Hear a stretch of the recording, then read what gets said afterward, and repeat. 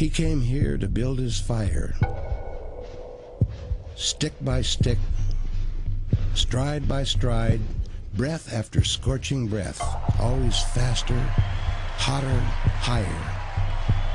We came here to feel that fire. He just had that, whatever that is. I don't know. Actors have it, singers have it, some people have it, some people don't. Most people don't. He had a lot of it. He was the benchmark that we all tried to, measure ourselves against. He was so ferociously competitive in his sport.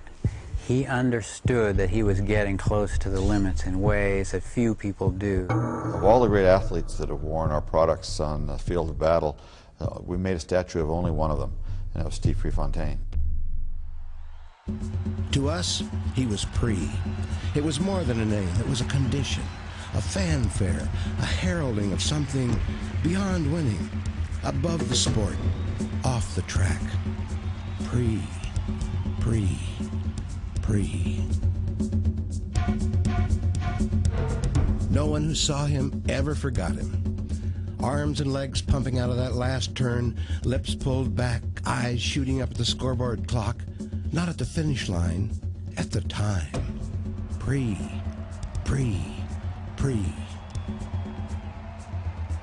He held all 7 American records from 2 to 10,000 meters. At 21, he challenged the world in one of the greatest Olympic races of all time, and later turned down a fortune for a shot at the world record. The story goes that he told the race promoter to keep it. I run best when I run free. Pre never made it to that race. This morning, one of America's finest distance runners, Steve Prefontaine, was killed in an automobile accident in Eugene, Oregon. He died a little more than 4 hours after he had run the second fastest 5,000 meters in American history. He was 24 years old. The fact that he died so young meant, I think, that we're left with just a feeling of, so much unfilled talent, so much unfilled promise, so much that could have happened. I'll never forget when I heard that Steve Prefontaine had been killed. It was like I just felt sick. I felt sick to my stomach and just could not believe it. And I remember going to track practice that day, and it was like a funeral. And I mean, everybody was talking about it. Everyone was blown away. And the same thing happened when John Lennon was killed. The same kind of feeling of anyone but them.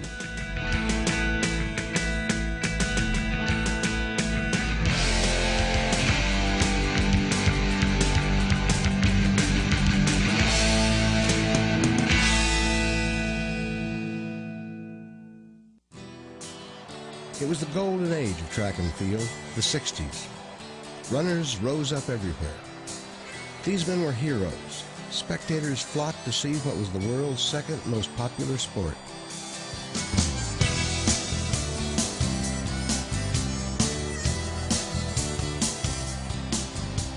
In America, the crowds came here, to Oregon's Hayward Field, the Carnegie Hall of Track. Records are carved into these old bleachers. 3 Olympic trials have been held here, plus a slew of national championships. Alberto Salazar ran here, and Henry Roanoke, Edwin Moses, Carl Lewis, Mary Decker Slaney. They all ran here, all cheered on by the Oregon fans, all memorable. But only one was absolutely unforgettable. You can't understand Steve Prefontaine without understanding where he came from. Coos Bay, Oregon, is lumber country. From the hillside shriek of the saws to the thunder of the docks.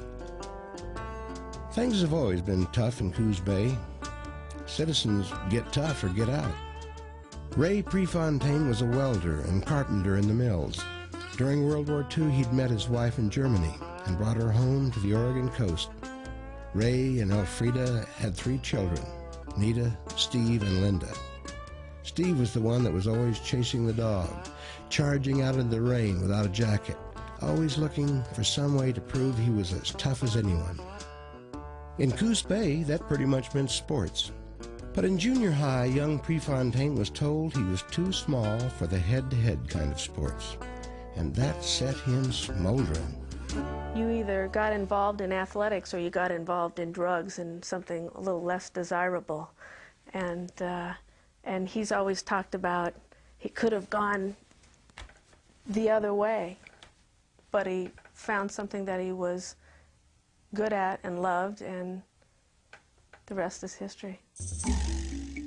He fanned and fed that smolder, running in the dunes, along the docks, and on the cinders. He ran till it hurt, when muscles scream and lungs beg for mercy. He was hot to see what those big jocks were made of when they had to go shoulder to shoulder instead of head to head. One day he even challenged the football team to a scrimmage under this condition. They all had to run a 10K first. This brashness flared at age 16. His goals were mighty for a boy from Coos Bay. "I'll run in the Olympics someday," he'd tell anybody who'd listen. Well, I was working and we didn't see too many meets.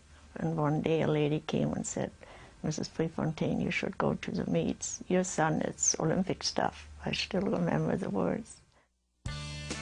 In Eugene, 90 miles inland, plenty of Olympic dreams had been realized. Oregon assistant track coach Bill Dillinger had competed in 3 Olympic Games. Dillinger's head coach was the legendary Bill Bowerman. He'd led 3 Oregon teams to NCAA championships. A brilliant, blunt, innovative, stubborn Oregon original, Bowerman had been a single-wing quarterback and a quarter-miler for Oregon's first great track coach, Bill Hayward. As a major in World War II, he had negotiated the surrender of an entire German army. As the University of Oregon track coach, Bowerman quickly made his reputation as a shaper of champions. He tinkered with every aspect of performance. He experimented with all-weather track surfaces. He taught himself cobbling and made featherlight racing spikes for his men. One of these men was Phil Knight. Together they started a small shoe company. It would become bigger. Impressed by New Zealand's great distance runners, Bowerman went down under to visit with their coach, Arthur Lydiard.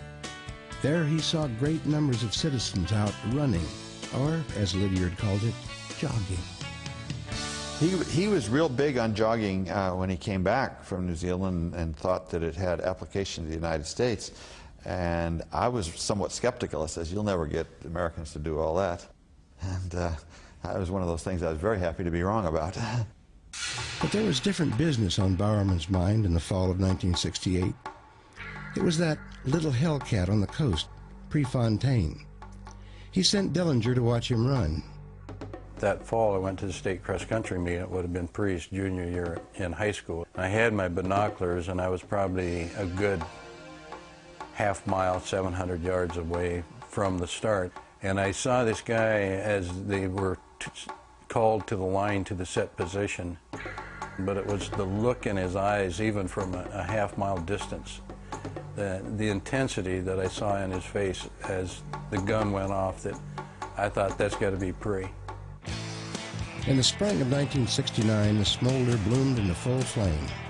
Prefontaine set a national high school 2-mile record that would stand the rest of his life. He was a statewide star, and recruiters from colleges across the country clamored for his attention. But Pre couldn't understand why the Oregon head coach wasn't drowning him in cards and letters. The fact was, Bill Bowerman hated recruiting, considered himself a teacher, a guru even, and preferred students who sought him out to prima donnas who needed to be courted. A letter from Bowerman was rare. Somebody said, why didn't you pay more attention to Pre? Well, I paid about as much attention as I would pay to anybody, because you start making love to some high school kid too early, and his head gets bigger and bigger. One of his heroes, naturally, was Bill Bowerman from the University of Oregon. I mean, when Steve finally got the letter from Bill Bowerman, that just absolutely blew his mind. I mean, that he was in seventh heaven. If I join the tail kissers, I'm just another donkey looking for another body to come out and run here. If I want to teach him anything, if I have something to offer him, we'll find that out after he gets here. In Pre's case, Bowerman would break his own rule and write that letter. But Prefontaine wanted to find out a few things before he reached Oregon. In June, he was invited to Miami for a shot at the U.S. national team. It was a long shot at best. I noticed this this little kid hanging around the athletes in the dorm where everybody was housed. And he seemed to be especially hanging around the distance runners, maybe Jerry Lindgren and Jack Batchelor and Frank Shorter. But he was just a little kid, you know, obviously, just somebody out there getting autographs or something. You heard the words about this hot high school kid from Oregon, and he had a chance to make the team. And I really didn't know who he was. I was a senior in college at the time, so I'm going, hey, pretty interesting. This young kid is pretty darn good, because I recollect he ran about 8:42 for 2 miles at the time, which incidentally at that time was faster than I had run for 2 miles. So I was impressed. 2 nights later, I saw him again in the shadows of the stadium in the evening as the 5,000-meter race is going to start. He's standing beside the competitors, and he's right in the middle of it, and he's got his Marshfield High uniform on. And I said, oh my God, that's Steve Prefontaine. In this particular race, Tracy Smith and Jerry Lindgren finished in a dead heat for first. They turned at the finish line and to watch who was finishing behind them and making the team, and who should they see but this young man from Coos Bay, the future, running up at them. First of all, here's a freshman that comes in, and he's the #1 guy on the whole team. And I'll have to admit, there is some jealousy towards that. And here's an 18-year-old kid coming in. That year, he gets front cover of Sports Illustrated. Pre had a little bit of that arrogance, there's no doubt about it. It was 1969, and there was great division on the Oregon campus. People were taking sides. Prefontaine, as opinionated as anyone, would wage his protests on the practice field. Bowerman was the establishment. I said, Pre, next week I want you to run the 2 mile. That was before we had the 3 mile or the 5,000. He says, I don't run the 2 mile. And he turned and walked off, and I said, well, come back here, I want to tell you something. Where are you going to run next week? And he turned and walked off again, and he got about 3 steps back. He came back and said, well, I'll run the 2 mile, but I'm not going to like it. And he didn't like it, but he broke the school record. His new Oregon teammates weren't sure what to make of this cocky Coos Bay kid, especially freshman classmate Mac Wilkins, who didn't take well to Prefontaine's overflowing self-regard. I called him World, and that was short for world famous. You come to college as a freshman, and you've been on the national team, and you have your USA national sweats, which is, that's as good as gold if you're a track athlete, and you're the hero of the town, and you've been to Europe competing, you're world famous.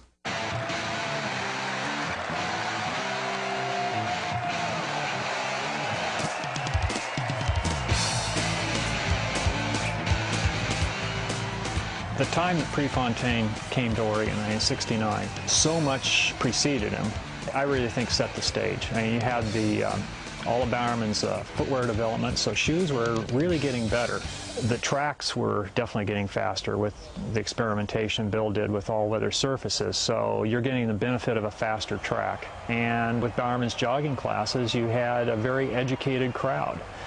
So Steve showed up with all this, maybe not seeming to fit together with other than the fact that Bowerman was kind of in the middle of it all. He was the instigator, he was the catalyst, he was the promoter. But now you really had somebody to promote all this around.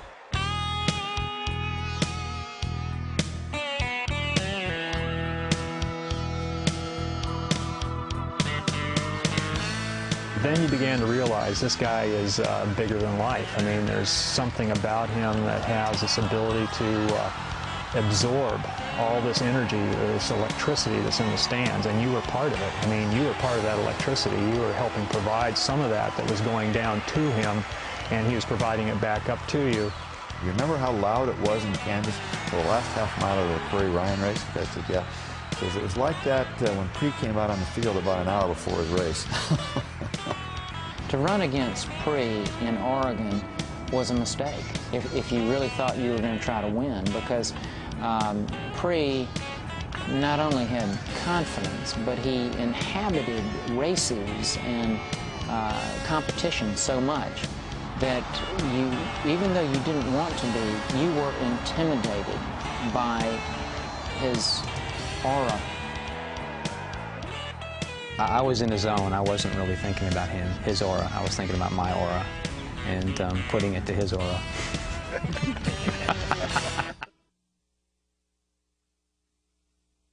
Well, I'd like to break some more records, and I'm going to Oakland in 2 weeks to run against George Young, who holds the world's record in 2 mile, and the Russian who beat me this summer in Leningrad.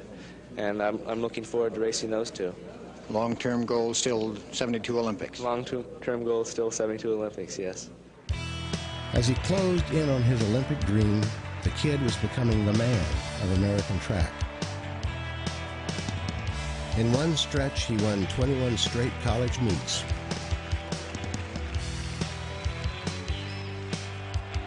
He broke the American 5,000 and 3,000 meter records. He was the NCAA cross-country champion going away. Burning legends, the likes of world record holder Jim Ryan, fighting his way to that inside lane, surging out ahead of the pack, challenging those who were in his way, loving those who understood, connecting with his fans like no one else ever would.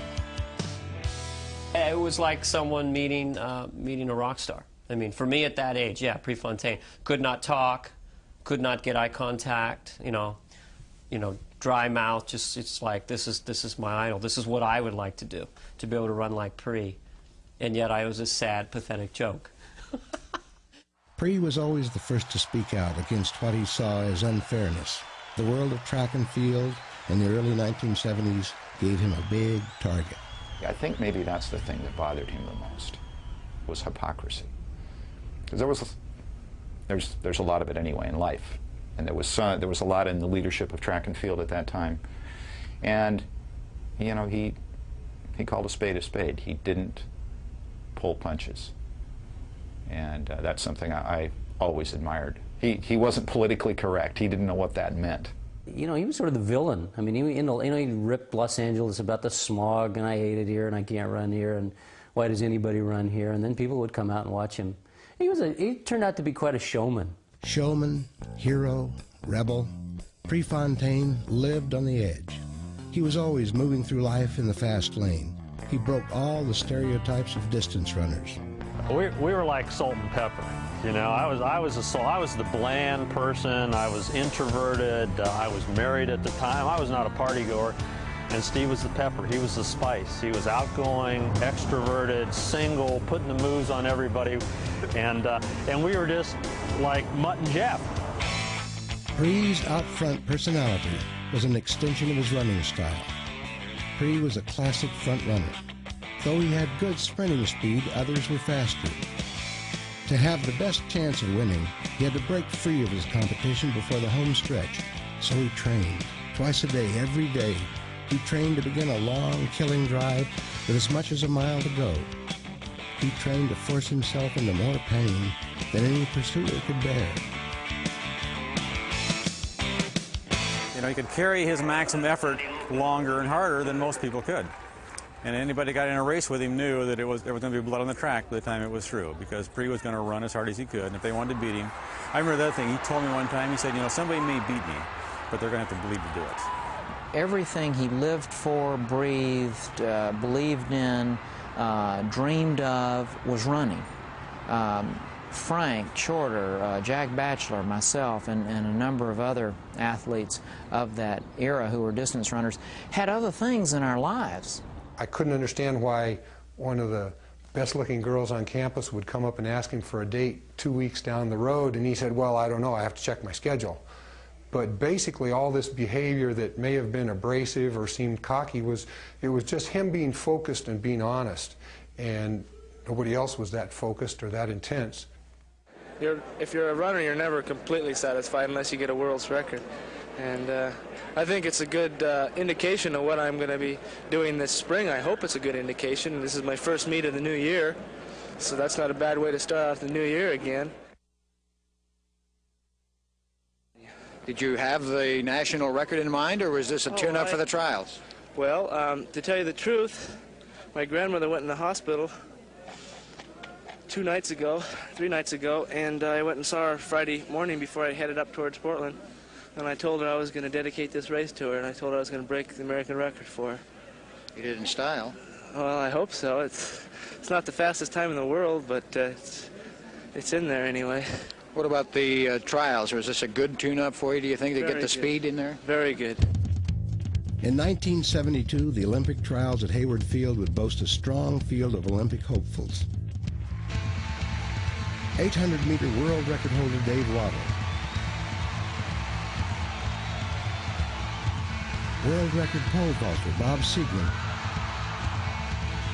world record miler Jim Ryan, world record shot putter Brian Oldfield, and American record holder Frank Shorter were among the big names that would pack the Hayward stands. But these were Pre's people, and the electricity was building for Prefontaine's 5,000-meter showdown with the tough and experienced George Young.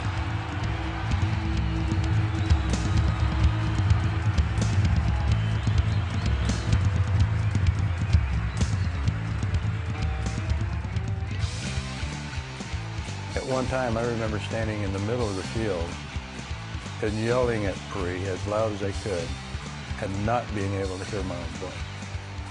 So it became a deafening noise that you couldn't even hear yourself.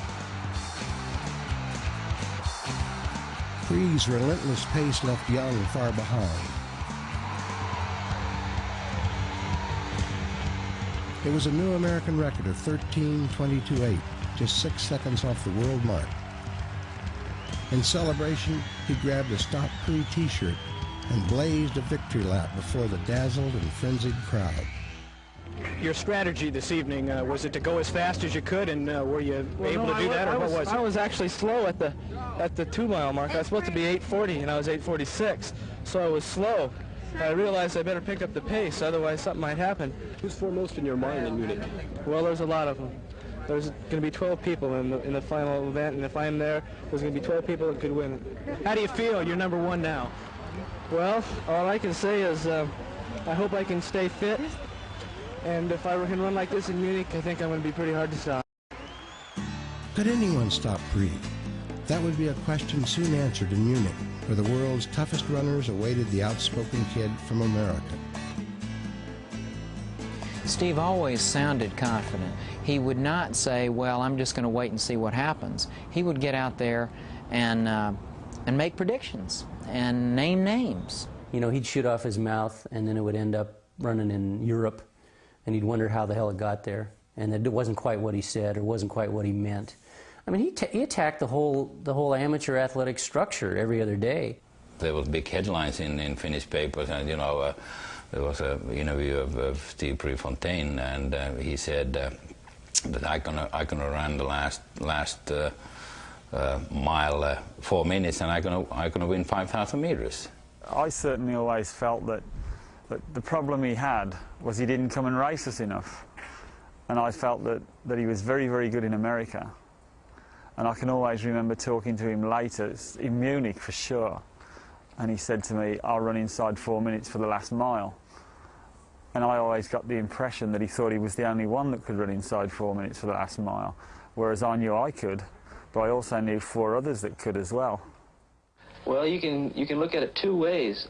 You can go over and get international experience, and you can run against these people, and you know what to expect from them, and you know what they can do, and then they'll know what you can do, or you can stay away from them, and then you can let them wonder. In July of 1972, Prefontaine would leave his adoring U.S. fans and take his pre-Olympic training to Europe.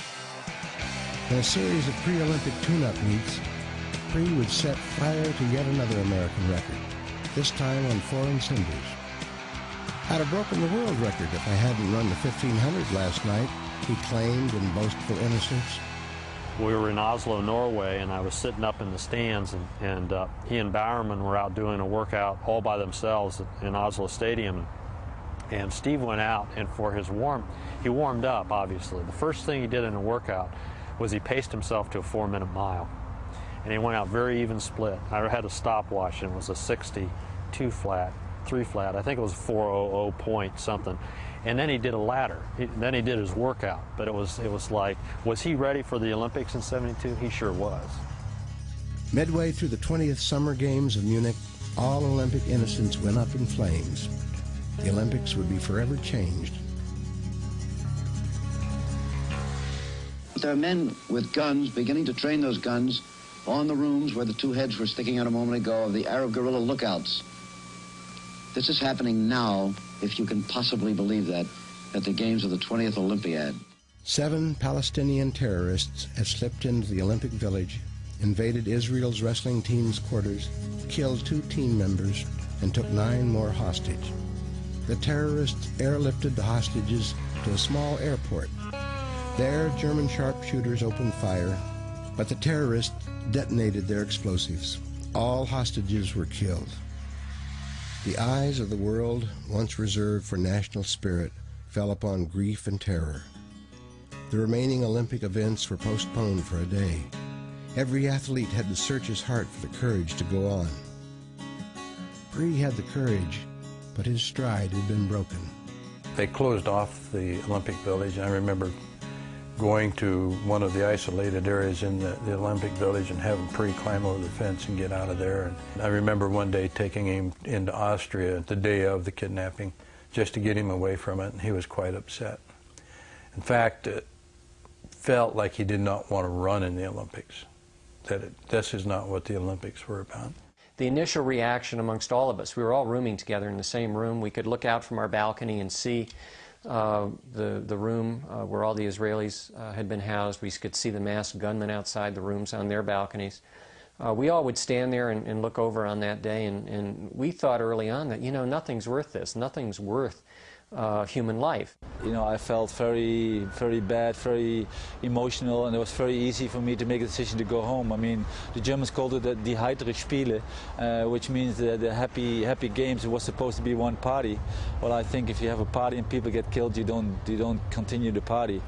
Took some real talking to try and get him in a frame of mind for racing. And as I told him, there are some guys that you're going to be racing that are going to use this as an advantage to run against people like you that's going to be shook up over this. Had the terrorists spoiled it all for us?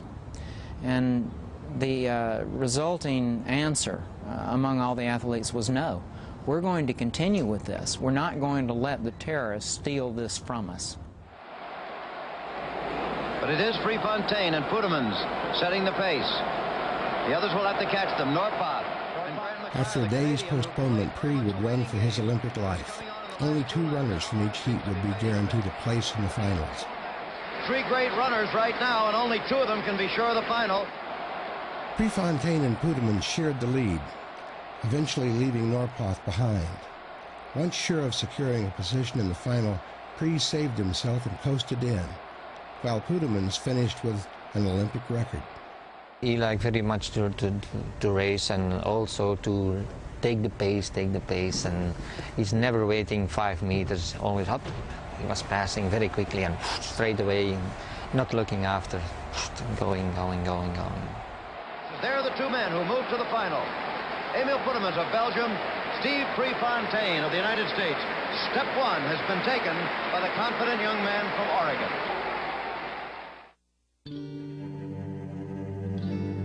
To win the 5,000 final, Prefontaine had to beat a field of powerful and experienced men with diverse running styles. The front runners would force the pace in an attempt to outlast the kickers, who had speed in reserve for a final blast at the finish line. The favorite was Lasse Viren of Finland, who had already won the 10,000 in world record time. Steve Prefontaine will be the Olympic 5,000-meter champion.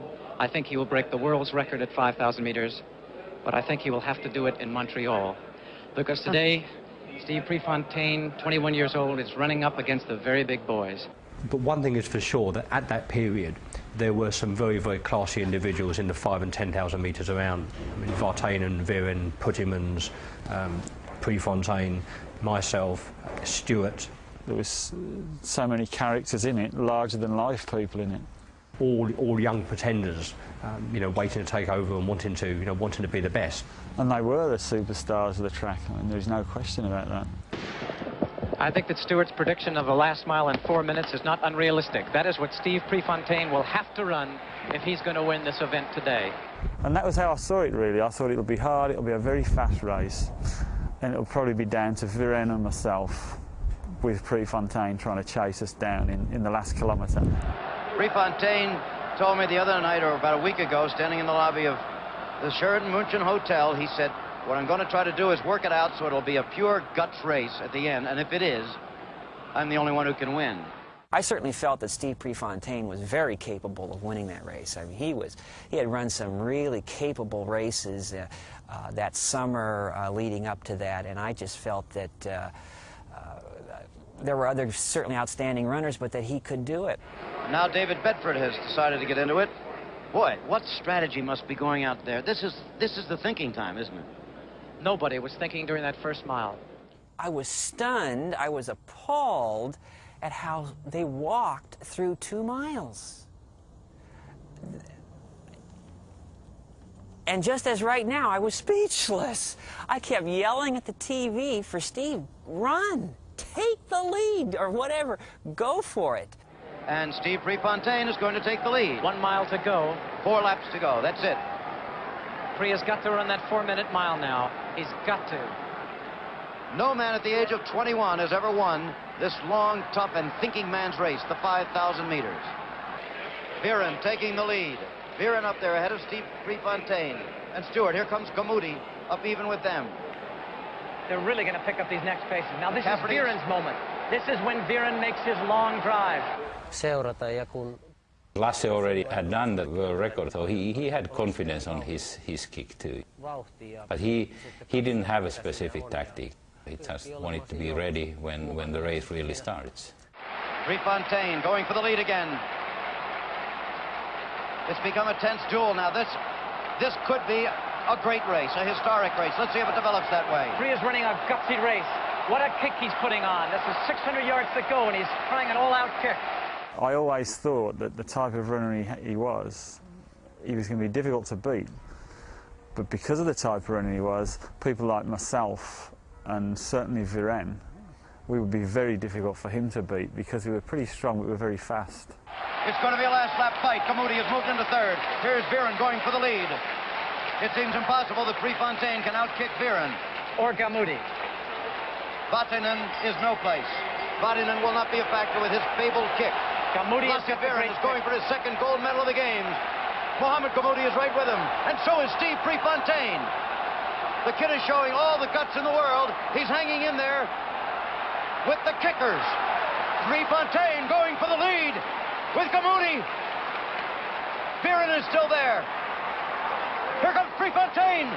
The fact that he could go there with no experience, being his youth that he had, and run that tough impressed me. I mean, it took me 3 Olympics to have the attitude that he had in his first Olympics. Pre is running a great race. What guts. Here comes Viren going for his second gold medal. And I think he's going to win it. But Gammoudi could have a kick. I don't think so. Viren's going to win the gold. And here comes the Briton trying to pass Prefontaine for the bronze. It's going to be close. And it was Ian Stewart beating out Steve Prefontaine for the bronze medal as Prefontaine nearly collapsed in the last 5 meters. You look back at that race in retrospect, he could have been the bronze medalist if he hadn't made the burst down the back stretch. When he went by those guys, I said, well, he doesn't lack for courage. And I said, I just hope he hasn't gone out too soon. And of course he had, but you know, he was going to die trying. But he would rather have gone for the gold and tried for that than get a sure bronze, and that just really typified the man. No, I was down by, what, 10 or 15 metres coming out of the last bend, came past Prefontaine in the straight. In fairness to Prefontaine, he ran better than I did that day. I probably didn't deserve to get a medal, really, not the way I ran. He was crestfallen. I mean, he was just crushed. He said, "I've got nothing to say." And he started off. And all of a sudden, it was just like this explosion inside of my head. And I said, "Hey, wait a minute." He said, "What do you mean?" I said, "Look, you got to talk to me." He says, "I don't have to talk to you." And I said, "Hey, wait, what about all those people back in Eugene?" He says, "What do you mean?" I said, the people in Hayward Field, and Pre's people. I said, "They've lived this race with you." I said, "They can understand what happened. And we've got to talk." And he said, "Well, I don't know. I don't know what to say." And I said, "Well, let's talk about the race." I said, how bad did you do?" I said, "How old are you?" And my mind was just, I just had to keep him going because he could just walk off and I couldn't catch him, obviously. As tired as he was, I still couldn't catch him. So I said, "How old are you?" And he said, 21 or 22. I don't really remember what he was. And I said, "And so you finished 4th in the world at that age. How bad's that?" "Well," he said, "that's not too bad." And I said, "Did you run for 3rd or 2nd? "No, you ran to win. You took the lead with a mile to go, you ran your butt off, and you finished 4th. How bad's that?" "Well, no, it wasn't that bad." What he needed was somebody to put their arm around him, to kind of hug him and say, "It's okay, we understand. Pre's people understand." And I was sort of the emissary for that, I guess. And so, goodness, he started talking, and 20 minutes later, he was all pumped up again. And I remember David Bedford walking by, and he shouted at Bedford, he said, "I'll see you in Montreal, and I'll kick your butt." We both knew on the right day we could have won it. We knew that there would be other days in the future. 76 wasn't that far away. We were both young with our whole careers in front of us. Prefontaine returned to Oregon without an Olympic medal. He'd gone to the edge and over, and now he'd have to find his way back again. This was what Bowerman had prepared him for. The real challenge is in the losing and how you pick yourself up. Pre's fire had been dampened some, but the coals inside were just beginning to burn. I think what happened to him in the Olympics opened up his eyes, matured him. The longer hair and the sideburns were the rebellious, wasn't going to conform anymore to what he thought he was supposed to do or act or say. And I think that change in his appearance was a change that was going on inside of him. And I suppose some of that was maturing. And probably that I'm going to get you next time. Certainly he could bat those big brown eyes and twirl that little mustache, and you certainly knew that there was a pursuit in progress.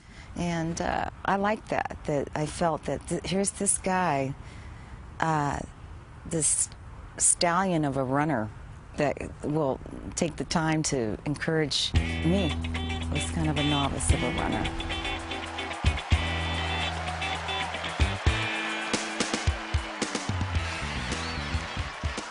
More popular than ever, Pre's final season at Oregon was brilliant. He set the American record in the 6 mile, ran the best ever collegiate distance double.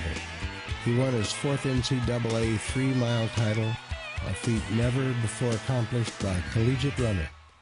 I said, "Pre, of all your American records, the one I like the best is the fact that you came to Oregon and spent 4 years with never missing a workout, 4 years without ever missing a race."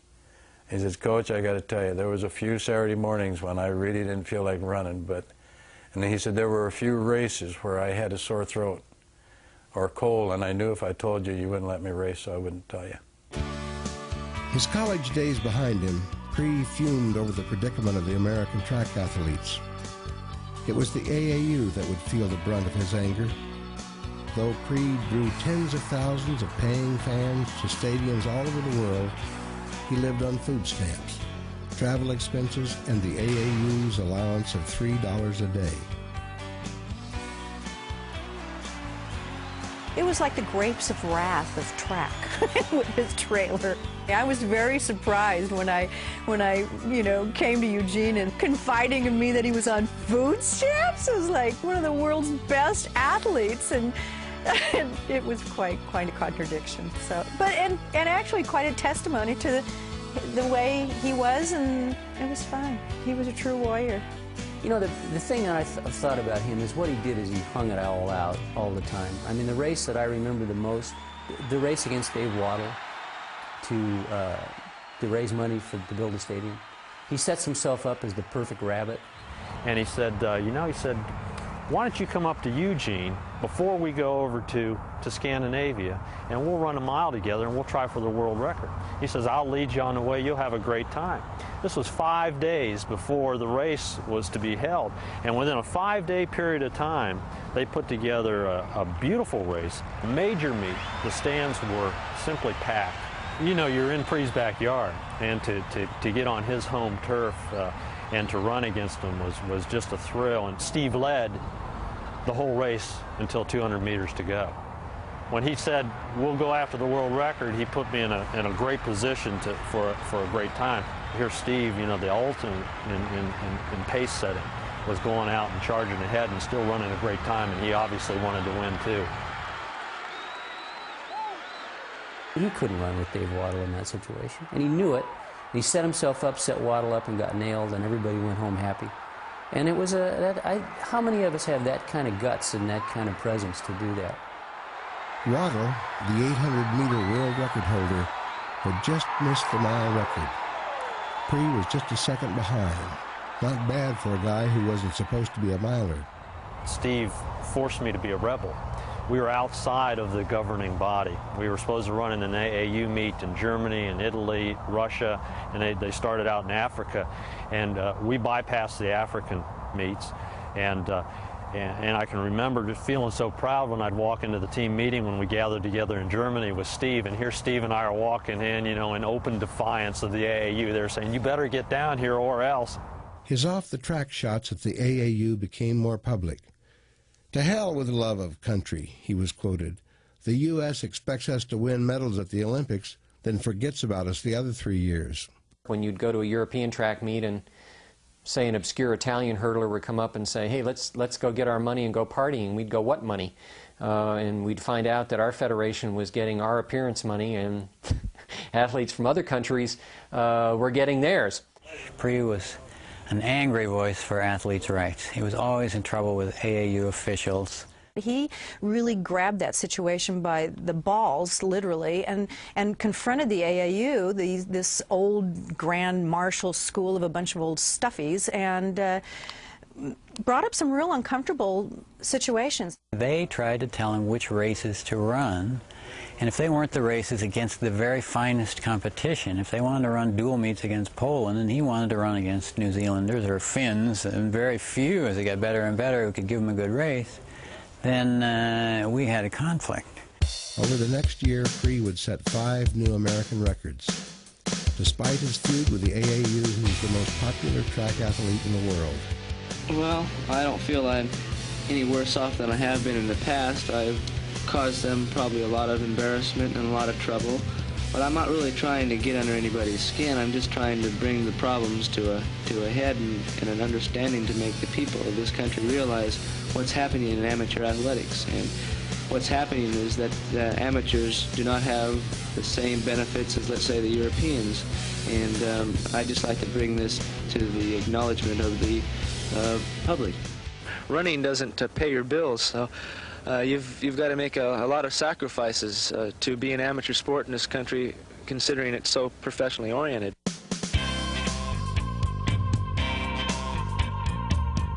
He really not only set a tone for his sport, for me at least, he set a tone for this whole company. That ought to wake up the country club. I am not a role model. People are making me nervous. The guy on the other side of the net's making me nervous. You're talking 1973. Nike as a brand was only a year old. Steve joined us at that time, and we were all the early pioneers. But Steve was really the catalyst. I mean, he was the reason that we were in business. He was not only demanding on himself, he was demanding on anybody that was around him, including me, and that he was constantly demanding, you know, better and better shoes for himself and for the running community. When Prefontaine joined Nike, the company was losing $50,000 a year, and Steve was being paid in shoes. His title was National Public Relations Manager. There couldn't have been a more perfect athlete than Steve for Nike, because He had a certain level of rebel in him, no question about it. He wasn't a rebel without a cause, he was a rebel with a cause. The ITA, the new professional track circuit, offered Prix $200,000 to join its ranks. But that would mean sacrificing his amateur status. Any world records would be dismissed, and he would forfeit his opportunity to return to the Olympics. He told the promoter, "I have too much unfinished business to take care of." That spring, he started taking care of that business with a world-class 10K. He was gunning for 76 in Montreal. In May of 1975, Prefontaine swerved again outside the AAU rules. He brought the Finnish national team to Oregon for a series of meets. He was hoping for a rematch with Lasse Viren at Hayward Field. It was really good for him to see the other aspect of track and field, that it isn't just you show up and run a race and that's all there is to it.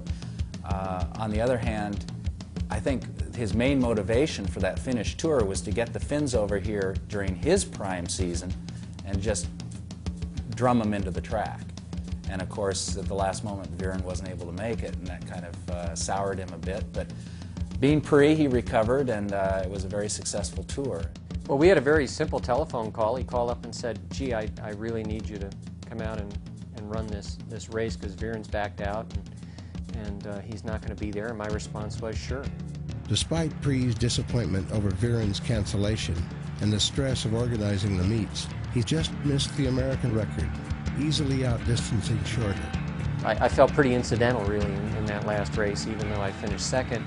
You know, I realized at that point, at that particular distance, he was beyond me. I wasn't going to be able to beat him. I think Steve had winning the gold medal in '76 as his goal. He probably would have gotten down around 3:52 for the mile or 3:51, and that would have been pretty intimidating going into the Olympic Games for anybody thinking they were up against a 3:51 miler. He was very quick to go from one victory to another challenge. He was not a great celebrator. He was a great party guy. He was a great celebrator of life. So it was fun to see him that night, really enjoying what had happened. Mac Wilkins would also shine in that meet, beating Kente Kama, the #1 ranked discus thrower in the world. I thought, my God, I finally got that Prefontaine. I beat him. You know, I'm going to get the headlines and the attention, and finally people will appreciate me. And, you know, sadly but ironically, he topped that one. In Eugene, Oregon, one of America's best hopes for the 1976 Olympics, long-distance runner Steve Prefontaine is dead. Prefontaine killed early this morning when his car flipped over. Prefontaine was 24.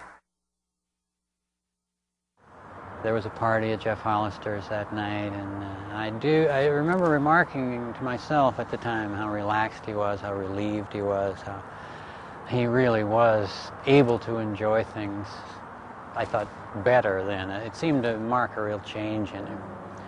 And I had to go home early, but my last memory of him was sitting back and talking with his folks about simple things, crabbing, fishing, life, simple life.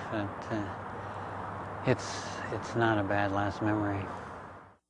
Had a good time at the party, but there was nothing unusual about him or me. In fact, we were continuing this conversation we've been having off and on all evening about how the success of the Finnish meet would perhaps play into some revamping of the amateur rules in the United States. I said goodnight to him, and we may have even talked about running the next day, and I went to sleep actually feeling very good, like it had been a great evening. And lo and behold, I got awakened early the next morning by Kenny Moore, and he told me that Steve had died heading down the hill. And he drove off down the hill, and about a minute later came around this curve, and for some reason took such a hard left that he hit the curb here, hit the stone embankment, and flipped over on top of him. It was obvious to me that somebody had ridden him off the road, that he'd come around this turn and somebody had made him veer off, and it was just, as I remember it, the bad luck of having that car configured the way it was that it rolled over on top of him. You know, the old saying that life isn't fair can be very, very true. I mean, it just was not fair. I remember the last words we saw him at the going away party for the Finns. He said, "Drive careful." And it was kind of late, and we drove, and we were tired, and we looked at the watch, and I said, "Ray, you better quit and take a rest." And usually I don't look at the time. It was 12:30. So I have a feeling that's the time Steve died, that his heart must have been with us. Pre was probably the most outspoken, honest, competitive man on and off the track certainly that I've ever known. And his loss to our community and to Oregon track and to American track is just one that it's just very difficult to estimate. After the memorial service at Hayward Field, I was sitting in the east stands and fairly high up, and boy, I'll tell you, I think I was probably the last one to leave the stadium. I couldn't go. You know, at the time I had a sense of loss because he was a guy that I kind of knew fairly well, but not that well. I don't think anybody knew him that well. And now that I look back on it, it's even more a sense of loss because I really feel like we had a lot in common. I guess what made me so sad was that he's me. You know, even though maybe he's cocky and maybe I'm not as cocky or he's different than me, there's more of him that's like me than that's not like me. The 20-mile runs on Sunday, the hard intervals, I mean, that stuff, we're brothers that way. He always made the tempo sweet. He made it tough for us, and he taught us a lot in doing so. Even today, decades later, we still follow along Pre's trail. His footprints defiant of the blowing sand, his flickering image burning in the sunlight between trees and lakes, bounding through the waves, a shadow marking the docks and dunes, his spirit still blazing the track, echoing in the stand, Pre, Pre, Pre. Well, there's a lot of factors that make me run. Probably the biggest one is that I enjoy it, or I have acquired an enjoyment for it after so many years of running. It's part of my life now. Another reason would have to be the Olympic Games and trying for a gold medal. And the third thing would have to be competition. I love to compete against people, and not just track and field, but almost anything. For me, at least, the moral of Steve Prefontaine is essentially fighting the good fight.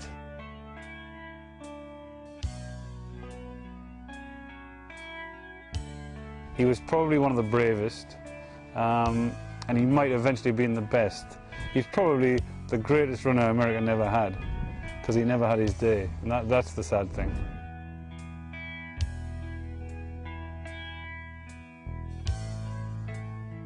His aggressiveness, his tenacity, his vision of what's right perceptually for the athletes would have made things different.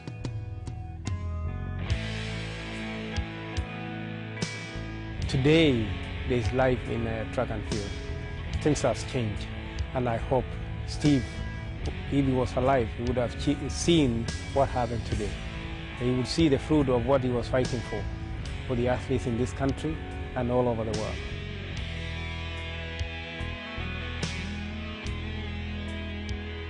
It was around 1980 that we had the Cascade runoff. I would say that some athletes buckled, and you know, I, in my own dreams, wish maybe Pre had been around, and despite the under-the-table backdoor agreements between certain lead athletes and Olin Cassell, maybe Pre would have been there and said, no, this is not right.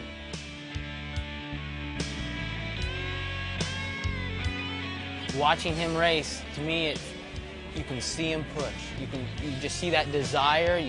When he's fading away, he pushes deeper and deeper, and I believe he breaks his pain threshold by that way and continues on to go faster. And that's what I would like If I could be anything like him, that's what I'd like.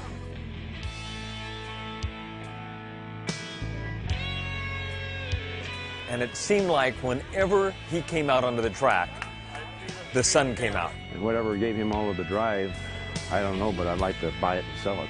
When he won the NC2A after ripping his toe up, he caught his toe on a bolt sticking up out of the concrete around a swimming pool. I mean, it was a pretty bad injury and probably would have kept most people from running. And didn't faze him a bit. I mean, Pre was awfully tough. I mean, his best friend could be someone in a penitentiary, or someone, some doctor or lawyer upstairs, or whatever. But he didn't classify them as being different. They were all his people. He is the real James Dean. James Dean was playing Prefontaine before Prefontaine, but he was playing the role. Steve was the authentic, 100% real thing. If Steve had developed and been a force in the '76 Olympics, that would be, for him, of course, being a great thing, but it also meant a lot for distance running in the United States. Well, American distance running was their #1 profile. He wasn't only a good runner, but he was also a person who could bring publicity to a sport that, you know, at some time needed publicity.